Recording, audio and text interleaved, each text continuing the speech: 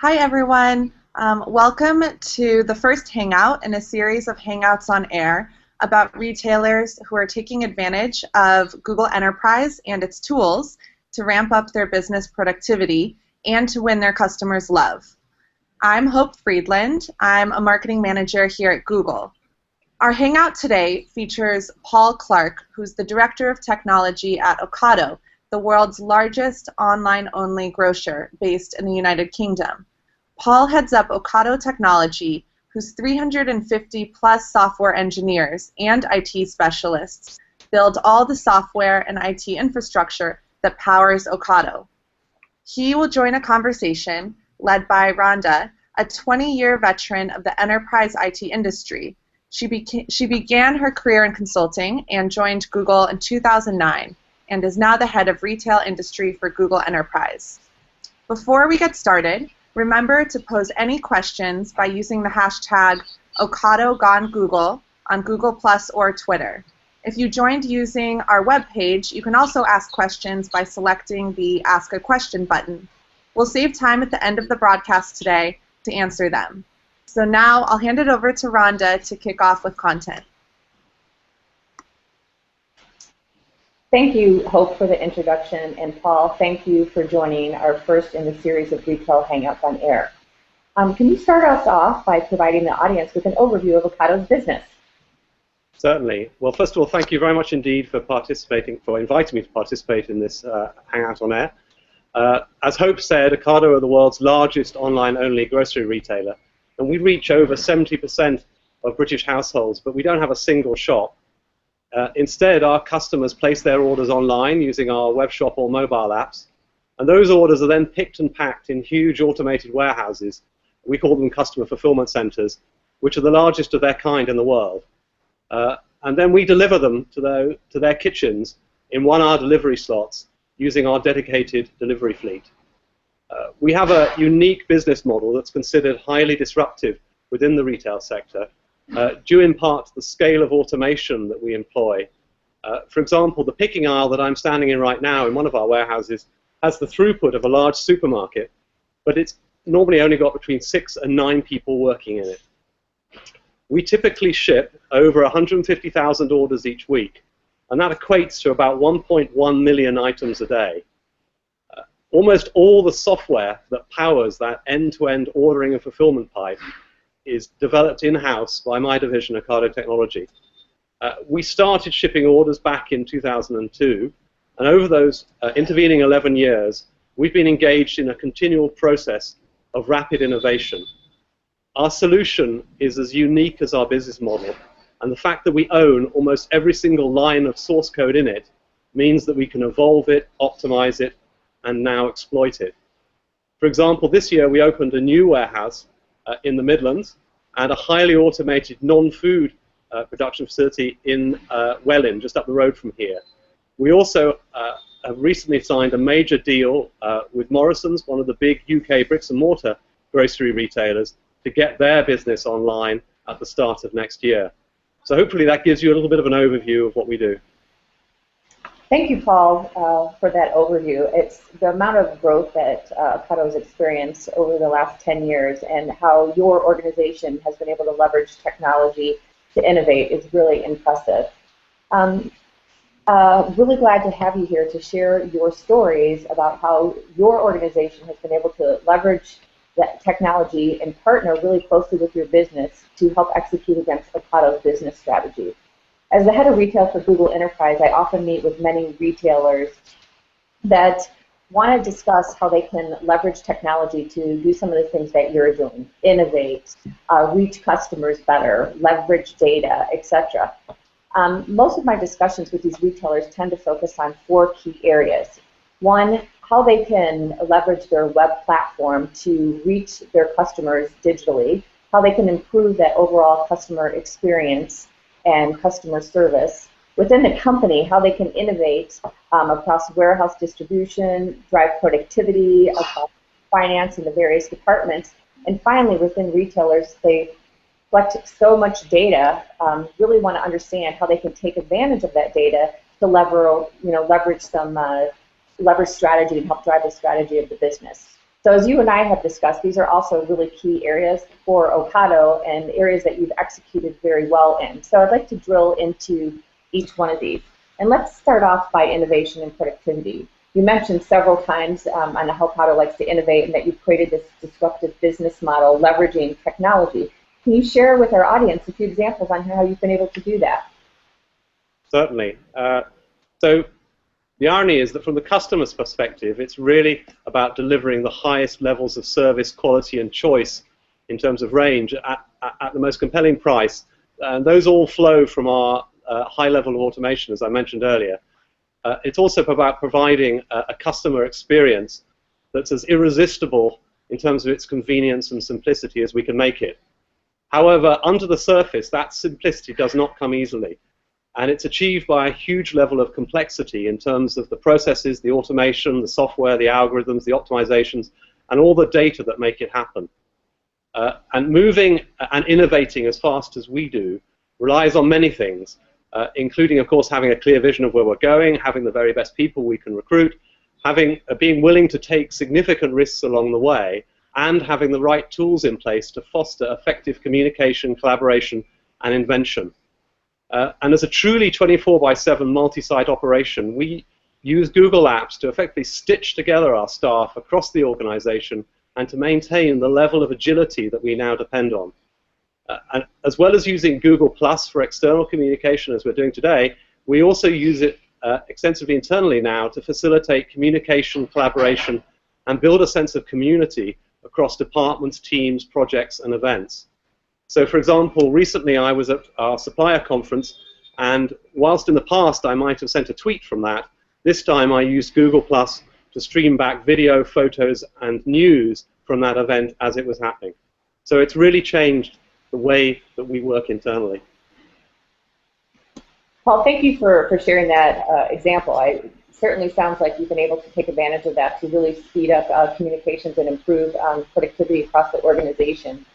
The next area I wanted to talk about is data. I mean, you mentioned that Ocado ships 1.1 million individual items every day. You're reaching 70% of U.S. households. I'm sure that you are collecting massive amounts of data. I mean, there's a lot of hype out there right now about big data, and I'm sure that our retail audience would really like to learn on how Ocado is able to leverage that data to provide you with a competitive advantage. Okay, there's probably a couple of things I can talk about here. You're right. With all this automation, we generate a huge amount of data, and we need a cost-effective place to store and process all of it. Increasingly, the answer to that, like many others, is to put it in the cloud. Our first step was to store our clickstream data in the cloud, and we're about to move the processing of that data there too by building a Hadoop cluster that will run on your compute engine. In another area, our robotics team build complex 3D vision systems that will drive robotics applications within our automated warehouses. And these vision systems require the manipulation of what are called image point clouds, which is a very computationally demanding process.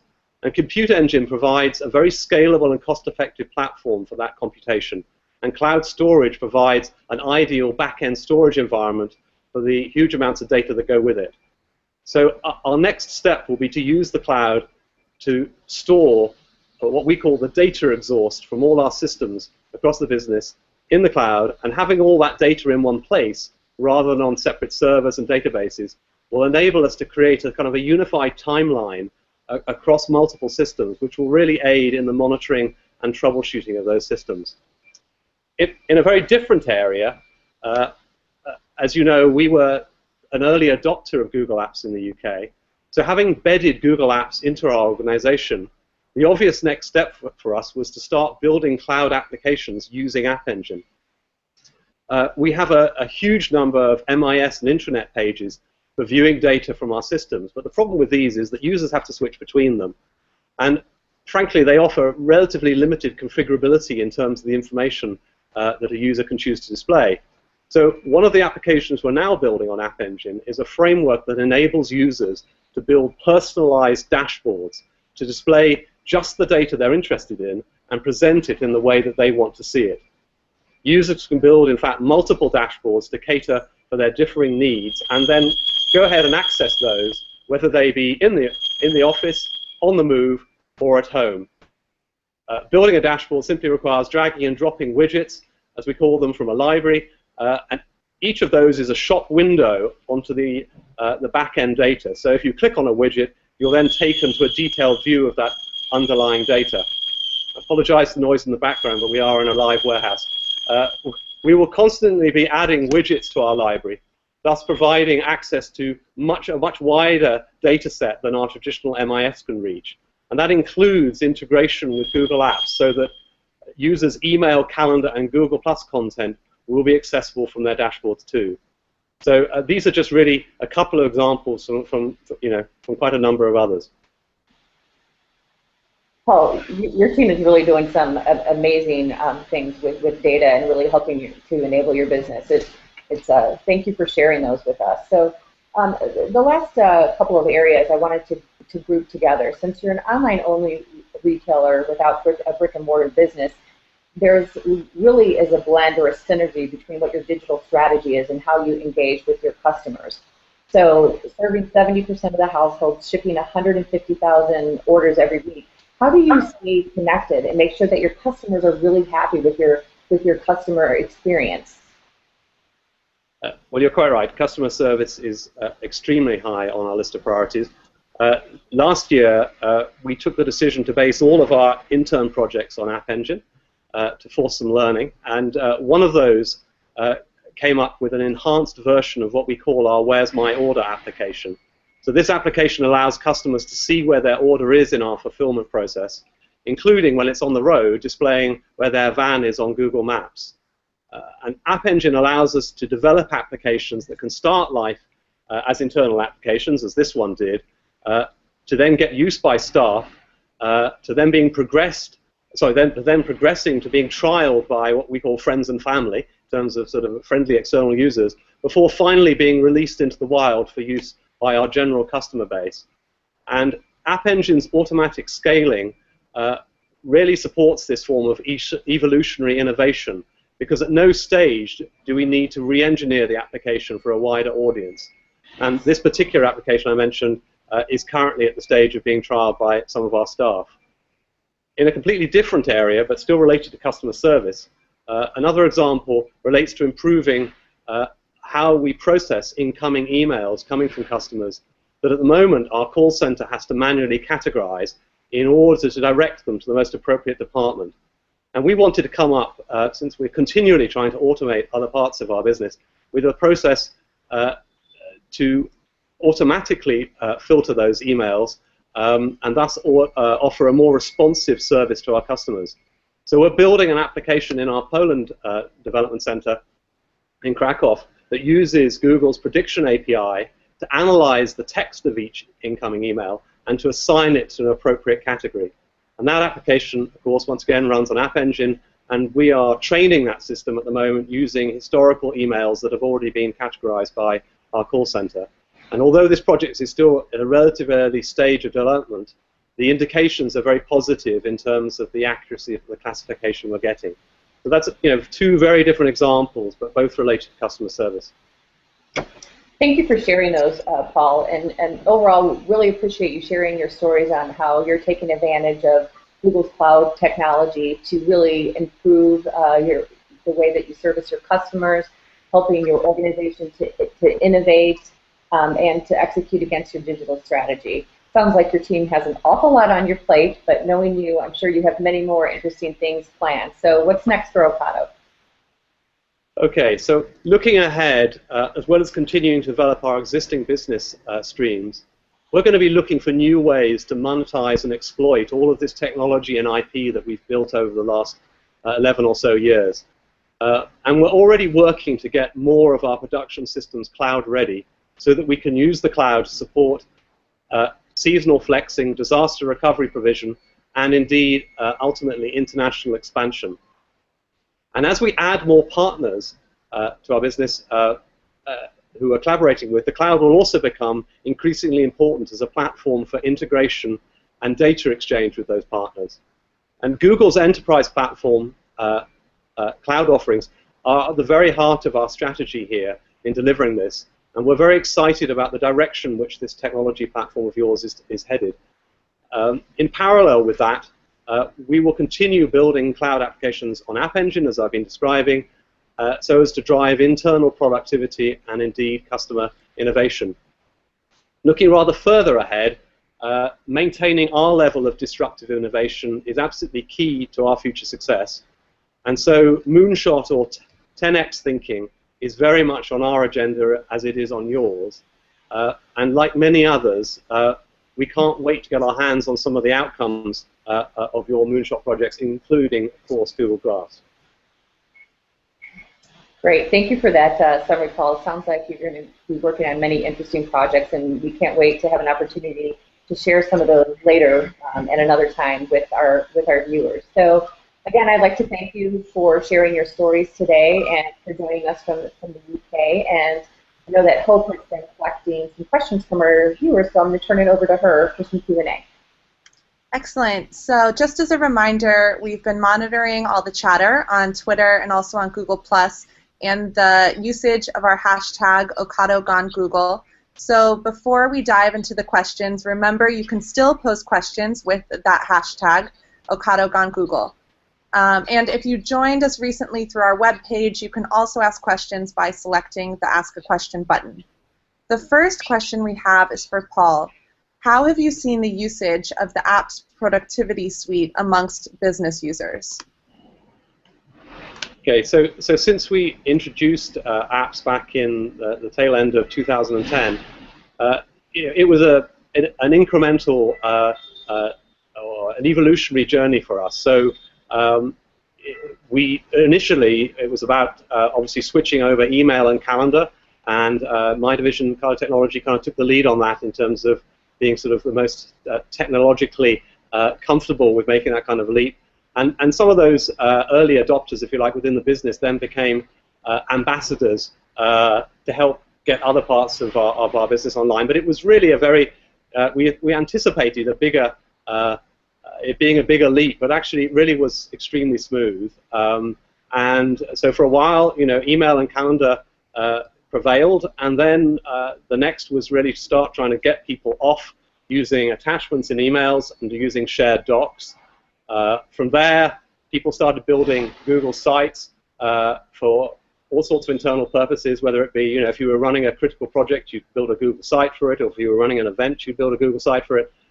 And then from there, when, of course, you launched Google+, we were very excited about, as I described earlier, its internal use within the business, almost even, you know, almost more than as a way of communicating with the outside world. And then finally, of course, onto App Engine. So it's been an incremental process, but now, you know, it's very definitely gone viral across the whole of our kind of head office function, whether that be at head office or in our depots across the country. And indeed, now, of course, we have our Polish office too, so we're using it, you know, internationally as well. Excellent. So our next question is, are you utilizing Google Video, Chat, and Hangouts, and if so, how? Yes, actually, I forgot Chat earlier. Actually, Chat, although we were using Chat internally, it tended to really just be the technical community that used it. What's fantastic is to have it there for everybody. So now, you know, it's a great way to send, you know, bytes of information to people, whether it be blobs of SQL or links or whatever. So we make extensive use of Chat, and indeed, you know, people use Hangouts internally for communicating, especially like many organizations. Meeting rooms in Ocado are a premium, and so being able to do Hangout from your desk is often the best way to meet with your colleagues. So hopefully that answers the question, but yes, definitely Chat and video are in extensive use too. Our next question comes from Twitter, from CloudReach. How has Google Apps changed the way that you've worked in general? Well, I suppose I've touched on that a bit already, but I think it's the collaboration that comes from shared documents has been quite transformative, I think, both in terms of you know, avoiding, you know, multiple revisions of attachments which then have to be merged back together by some poor person, but also real-time collaboration. You know, for example, we, you know, on a Hangout or with a business like ours that runs 24/7, if something goes wrong, we need to be able to fix it straight away. So if in the middle of the night, we have to fix something, having that ability to collaborate, on a shared document is very powerful. And also for presentations and all the other things. Google Drive, and the changes that have come there in terms of the volume of storage has been fantastic too, with being able to put video up and share that across the business as well. So there's been quite a move, as your apps have evolved over that period since 2010. And I think it really is. It's the collaboration and the sort of the version control that comes from getting away from attachments that's probably been most important. But it's a journey. I don't think we've got everything that we're going to get out of sites by a long way. We intend to use sites more extensively for replacing wikis and other kinds of shared media that we have already. Excellent. So the next one is a little bit more detailed. Some of your App Engine examples are interesting. What does the development life cycle look like for these apps? Who decides on a business case? And how long does it take to install these solutions? Okay. Well, one of the things we really try and encourage at Ocado, or in Ocado Technology, my division, is stealth projects, as we call them. Some people will call them guerrilla projects. And intern projects are a bit like that too. So in many cases, some of our key production apps started life by an individual saying, I can see a better way of doing that, and I believe in that so strongly that I'm just going to go ahead and build it, often in my own time.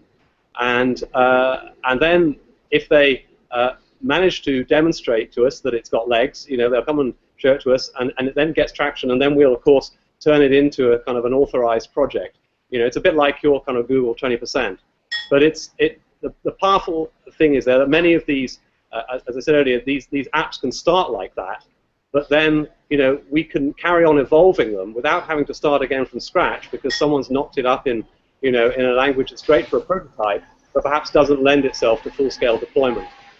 So in terms of how long it takes to install them, I think the answer is it's very quick. Obviously, there's a learning curve to get to know the basics of implementing on App Engine, but we've had interns come in for 10-week internships, as well as longer ones. But even on the 10-week ones, they've got up to speed within a week or so, and then the rest of the time has all been productive development work, actually building the application that they're going to try and build. So we don't see a big barrier there at all.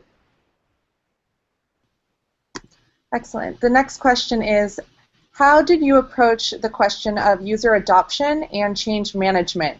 And has that strategy continued to be successful to date? User, I'm not quite sure whether that question is aimed at apps or at App Engine. User adoption, if it's aimed at apps, user adoption, I mean, we took a softly approach on that. So we just we made it available. We had these ambassadors whose job it was to go out and help people get started with apps. But it really was it wasn't a kind of a draconian measure where we kind of took away their existing, and forced them to change overnight. We let them migrate at a rate that suited them, and in some cases we allowed them to keep their existing clients, but to change to using Gmail as the back end, and then to switch when they were comfortable. In terms of version control, I don't really understand that one, I'm afraid, because I mean there is no real version control that I can think of that really applies to apps. Obviously, there are incremental delivery of new features, but we get some advance notice of those, and from an administrative point of view, we can control what features we allow out into our user base. But we're fairly permissive here. Unless there's some particular feature which we think compromises security, we'll really let users choose for themselves how they, what features they want to use or not. And as a follow-up here, how much time did you need to prepare your requirements prior to implementing Google Apps? How many colleagues were involved? how much time did the Google Apps implementation take in order to get it working? Okay, we were perhaps a slightly special case because we were such an earlier adopter. So we did obviously get some help from Google in the UK for that, but it was more some upfront workshops to help us, which now you would provide by your resellers. So it's really just a question of who delivers it, as I understand it. But there was very little. We looked at some of the use cases, and we looked at sort of the strategies for, such as the one I said, of using our technical division to get going. We are a fairly lean organization, to say the least. We don't have huge sort of teams whose job it is to kind of roll this stuff out. So this was done by our help desk team and one or two kind of individuals who were given the kind of the leadership, the job of leading this exercise. But it was less than 4 people, I should think, probably involved in the whole thing. Because a lot of the training has been self-tuition using online tutorials and things like that. Once again, we didn't train this out across the organization. We just kind of let it wild and then gave people help when they needed it. We are now planning some ongoing, if you like, masterclass type training, potentially using one of your resellers, in order to get certain people up to a higher level of skill or knowledge when it comes to things like using sites, just in order to accelerate the process. But really, it's been a question of self-adoption. Great. It sounds like it wasn't too tough of a process, which is always good to hear. So this will be our last question, and it's pretty broad, so I would just say interpret it to be as specific as you'd like. Can you tell me what your biggest barriers have been and how you've overcome them? Okay, so I think probably the best way to answer this one, actually, the most interesting way is with regards to the cloud rather than with apps, because I think we'd rather concentrate on apps.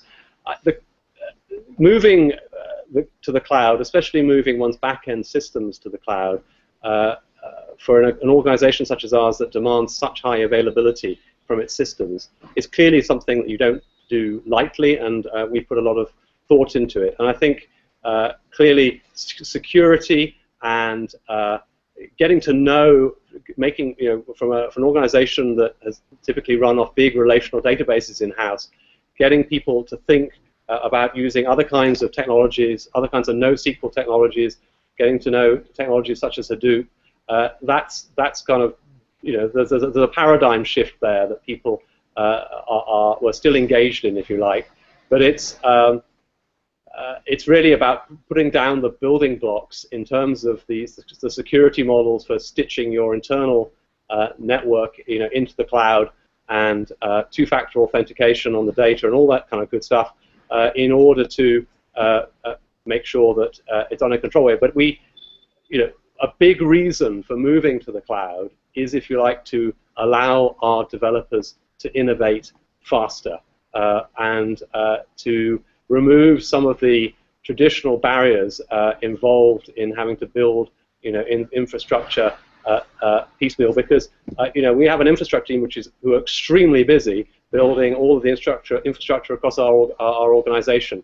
So, given that finite bandwidth, for development purposes, we want to find another way, and that's what we see the cloud doing. So it's a journey that's in progress. So you'll have to ask me again, I think, in a year's time, and maybe I'll be able to give you a better answer on that. That's excellent. We'll definitely have to do a follow-up hangout then. So this marks the end of our hangout. I want to say thank you again to Paul for joining, also to Rhonda for asking him so many great questions. I also want to remind everyone that this is the first hangout in a series of 4, so be sure to tune in again next Thursday for a hangout with Speedway Motors to talk a little bit about Google Search Appliance.